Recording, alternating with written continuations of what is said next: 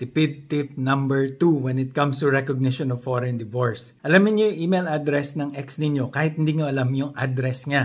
At siguraduhin na sumagot siya kung siya ay papadala ng summons ng court. This is because under Rule 14 of the new rules of court, pwede na magpadala by email. Anong impact nito sa inyo? Kasi before, ang ginagawa po, pagka ang ex nyo ay nasa abroad, di ba? Di kailangan pang iserve siya, which is magastos. Ang usual na nangyayari, sinaserve siya by publication.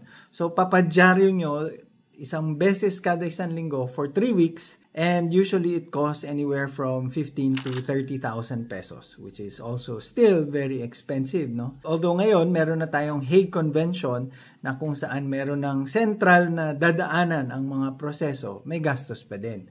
Pero, kapag pumayag ang husgado na padalan siya ng summons by email with leave of court at hindi nyo alam kung saan siya nakatira, pwede po yun. Basta siguraduhin niya lang na sasagot siya na, yes, I receive your email. This is Makoto or this is John. Sa Amerika yun ang pangasawa ninyo.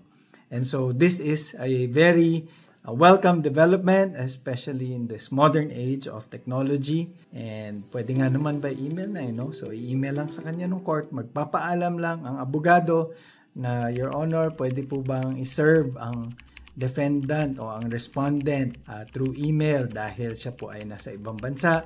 And this would be the most practicable way since we don't know where he lives currently. And hopefully, pumayag ang husgado and you would have saved not just months, a month at least, no? Kasi kung publication, it will still take once a week for 3 weeks, tapos i-reset ng ilang buwan later. But if they are served by email and they acknowledge immediately, mas madali matatapos ang kaso natin. Wow!